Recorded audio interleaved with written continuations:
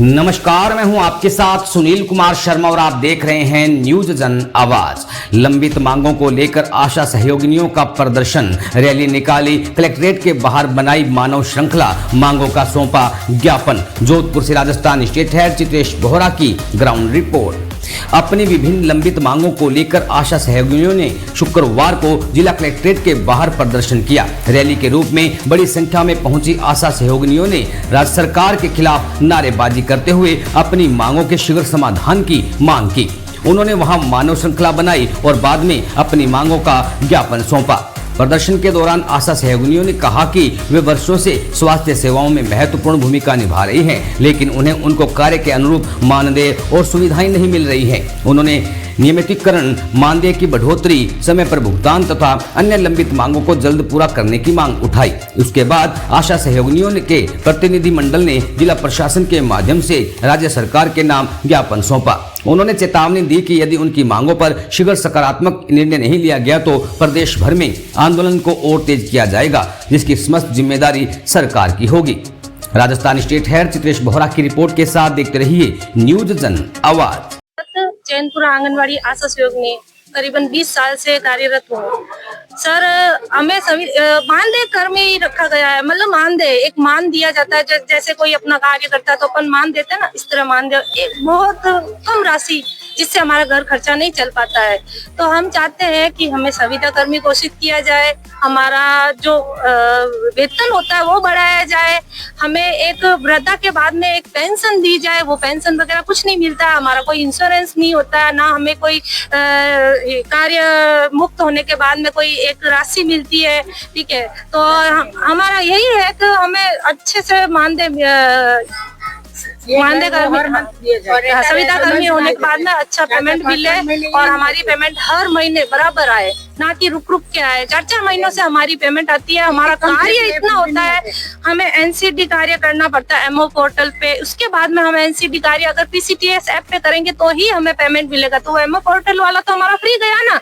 हमें निश्चय आईडी बनानी पड़ती है, हमें आभा आईडी बनानी पड़ती है, हमें आयुष्मान कार्ड बनाना पड़ता है, मलेरिया जांच करवानी पड़ती है, बीबी पेशेंट को दवाई देनी पड़ती है, कुष्ठ रोगी का सर्वे करना पड़ता है, मलेरिया का सर्वे करना पड़ता है। जबकि हमारा 10 घर सर्वे करने का टारगेट होता है, लेकिन हमें 100 से 50 घर स्ट्रिक्टली बोला जाता है कि आप सर्वे करो, नहीं तो आपका नोटिस निकलेगा। हमें धमकी दी जाती है कि आपका नोटिस निकलेगा।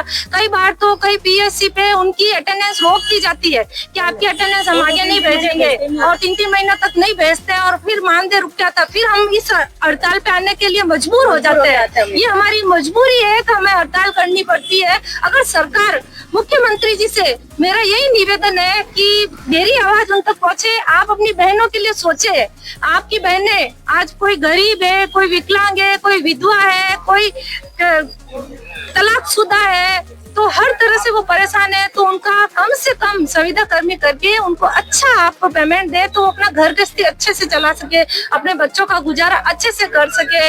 और बस इतना ही कह सकते। और हम में से काफी ऐसी आशाएं हैं जो हम 2017 से 2007 से लगे हुए हैं। काफी ऐसी आशाएं हैं जो अपने कोरोना काल में जिनकी मृत्यु भी हो गई, उनको 1 रुपया नहीं मिला।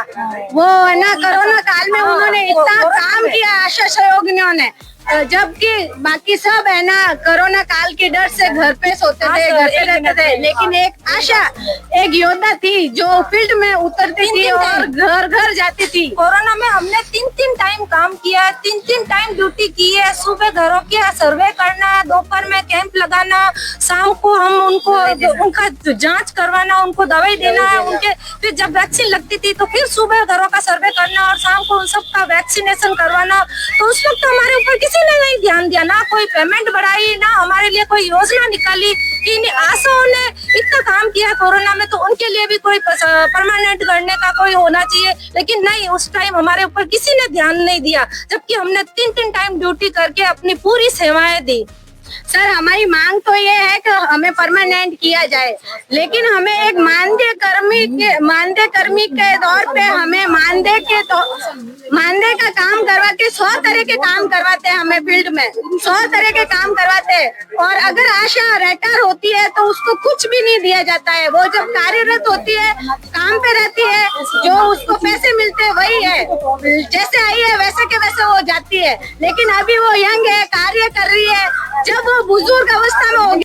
कल से आई हूँ, हमें हमारे साथ काफी आशाएं हैं जो एक होके आई है। यहाँ से कलेक्टर बनारस से लेके हम यहाँ कलेक्टर ऑफिस तक पहुंचे हैं, और जहाँ तक हमारी मांगे नहीं पहुंची जाती तो हम 7 दिन के लिए 15 दिन के लिए हम अपना काम नहीं करेंगे। और उसके बाद अगर हमारी मांगे नहीं मांगी तो आगे हम और भी कुछ करना चाहेंगे कि हम जयपुर तक भी जाएं। हमारी मांगे हैं, अगर परमानेंट ना हो तो हमारी पेमेंट एक फिक्स तो की जाए। कोई 5 से हमारा कुछ नहीं होता। आज से मैं और संविदा कर्मी हो सके तो हमें संविदा कर्मी कर दो। आप परमानेंट नहीं कर सकते तो अगर संविदा कर्मी में नहीं हो सकते तो हमें 20-30 हजार ऐसा तो कुछ पेमेंट देना चाहिए, ताकि हमारे बच्चे भी खुद कुपोषित से हो रहे हैं।